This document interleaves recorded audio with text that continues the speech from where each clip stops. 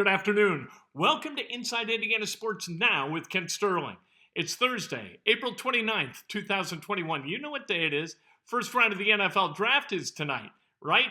Absolutely. We get to find out what teams are going to do tonight once and for all. Enough talking. Let's see some activity. We get that tonight. I can't wait. We're brought to you by the great people at Today's Dentistry. Dr. Mike O'Neill, the best dentist that there's ever been.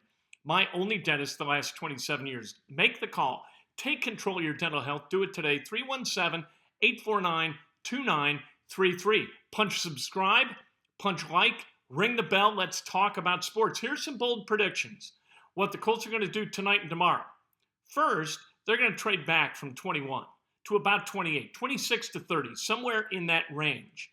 And they're going to get a pick that will allow them, for moving back, they'll get a pick that will allow them to, packaged with the 54th overall pick, to move up to 38, 40, somewhere in that range. The Lions at 41, I believe, because the Colts have got to get out of this draft with a starting left tackle and a guy on the edge who can raise a little bit of hell and get to the opposing quarterback. And the only way you're going to be able to do that is move back a little bit and then move up some tomorrow.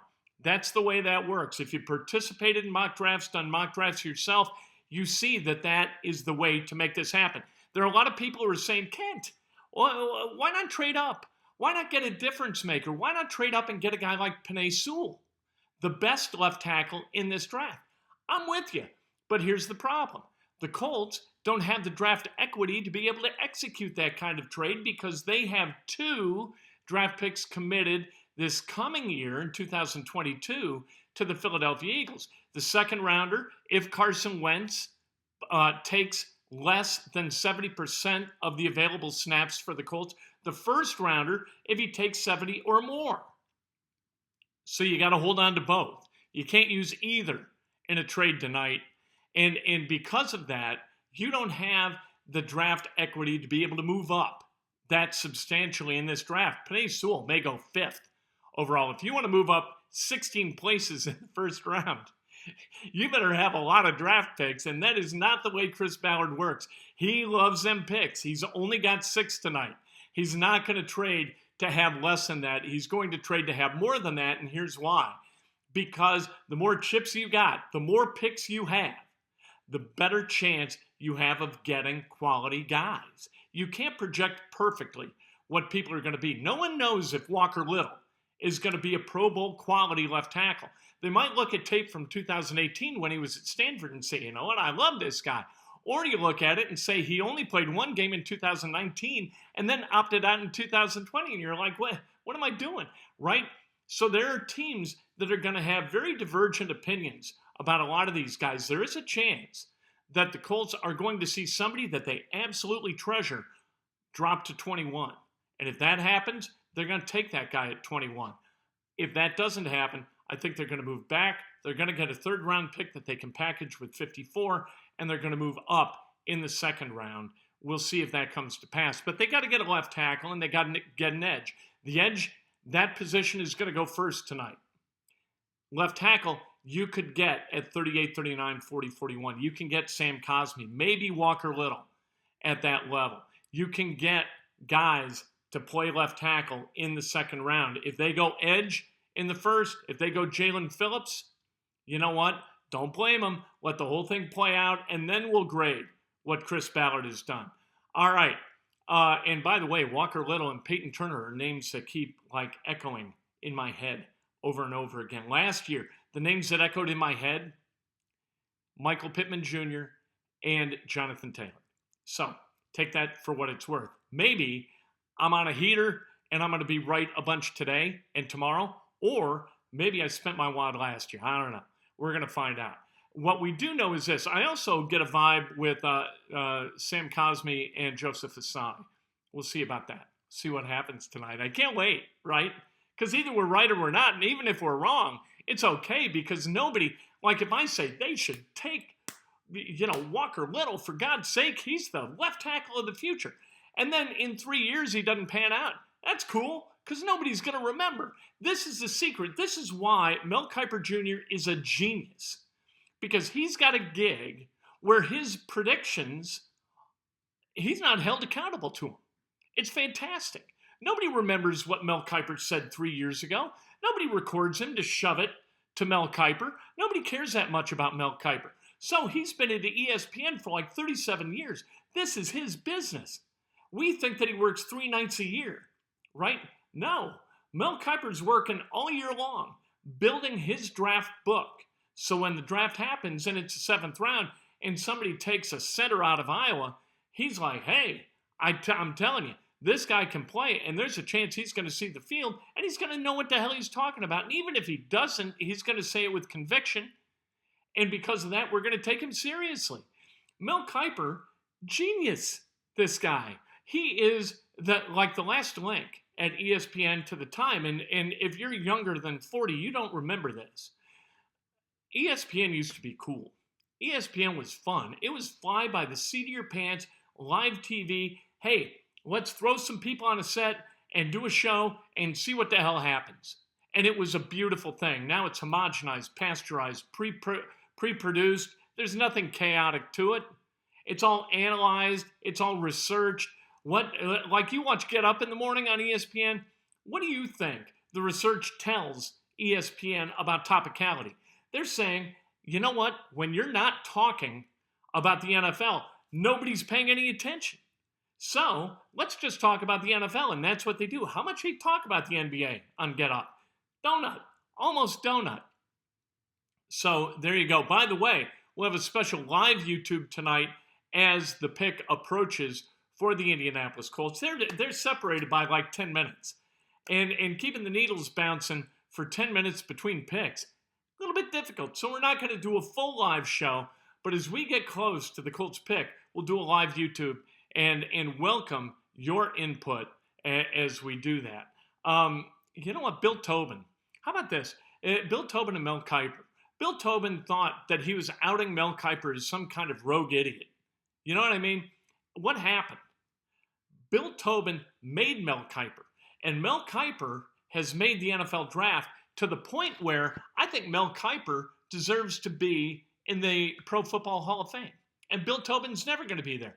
How ironic would it be that the actions of Bill Tobin, while the general manager of the Colts, wind up being what puts Mel Kiper over the top in getting him into the Hall of Fame while Bill Tobin's not in the Hall of Fame, having worked in the NFL for virtually his entire life. That to me is fascinating. Of course, Bill Tobin was upset that Mel Kiper was unhappy with the Colts and Bill Tobin for taking Trev Alberts with the 5th overall pick in 1994. Kiper thought that it would be better if the Colts took Trent Dilfer. Tobin went nuts and said, who the hell is Mel Kiper anyways? You know who he was? He was right, because Trev Alberts played 3 years for the Colts. Something like 29 games, 69 tackles, 1 sack, something like that. Trev Alberts was not a very good football player. And Trev Alberts actually publicly on WIBC radio said, yeah, I didn't understand it either. I was like, 5th overall? How the hell am I the 5th overall pick? Trev Alberts didn't believe he was the 5th best player in the draft, but Bill Tobin did. And when Mel Kiper called him out for it, Bill Tobin went rogue.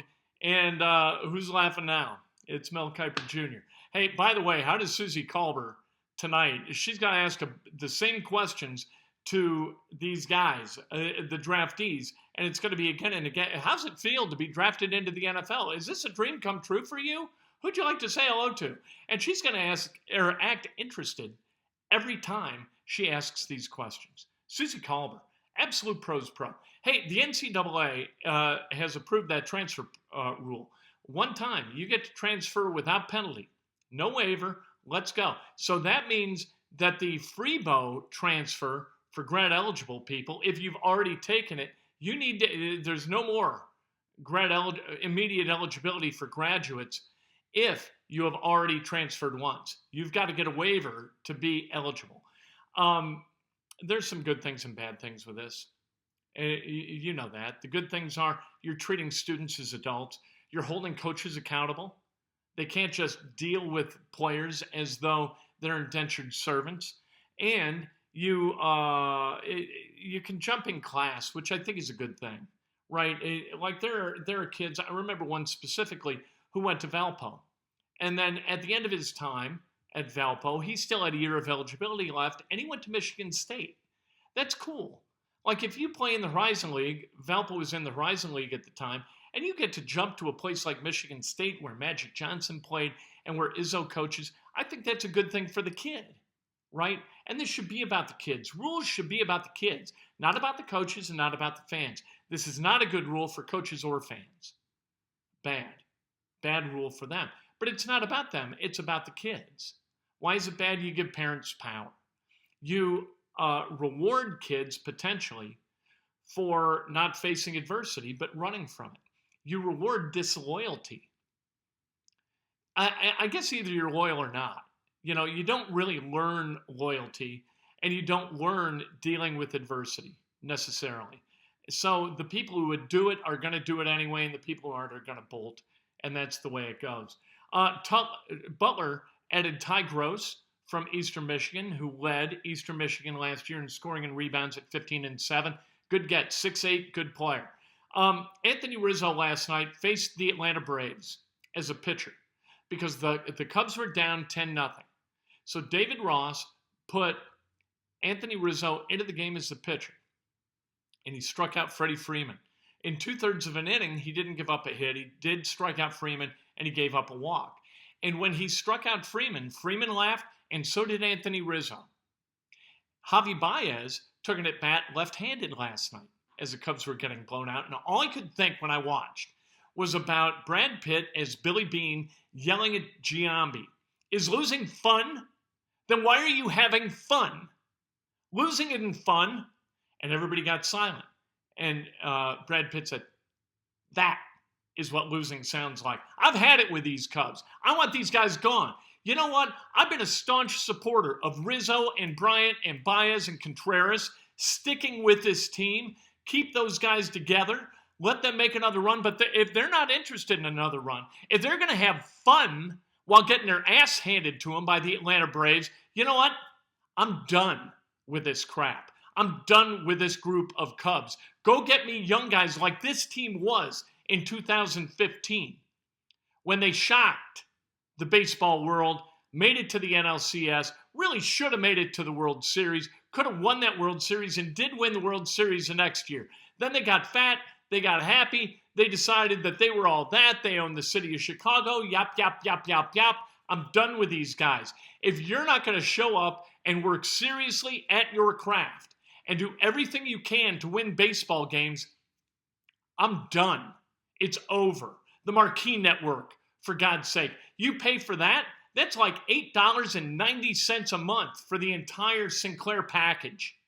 You also get the Fox Sports, now Bally Sports outlets, and I want to watch the Pacers, so I'm going to continue to have that package, but I'm not going to be happy about it. And once the Pacers season's over, done. I'm not watching the Cubs. I have no interest in this. I have no interest in Anthony Rizzo laughing on the mound when the Cubs are getting beat 10-0. That's fun to you? You go have fun yourself. You go have fun on your own time. I'm paying you money. Season ticket holders, I know that game's in Atlanta. Season ticket holders, you think they're playing to watch you bore ass around and throw breaking balls to Freddie Freeman and then laugh as he waves at them? To hell with you. To hell with these Cubs. I am finished. I am done. It is over. This team sucks, and it sucks because it chooses to suck. It sucks because they don't compete. Chris Bryant may be an exception. Guy's hitting like 300. The only guy hitting worth a damn. Rizzo, you know what? Go play for the Indians. Go play someplace else. I give a damn where you go. You want to have fun losing? Then you play for somebody else, and I'm done with you. Tomorrow morning, Breakfast with Kent. Oh, I got agitated. Breakfast with Kent, bright and early, 6 o'clock. Cannot wait to talk to you then. Facebook Live immediately thereafter on this YouTube channel. And you know what? We'll also talk to you on YouTube Live tonight as the Indianapolis Colts prep to make their pick, and then that pick is announced. And we will have an immediate breakdown of it, assuming that they don't trade back, which I believe they're going to do. So we may do 2 YouTube Lives, and that's the way it goes. Can't wait to talk to you then.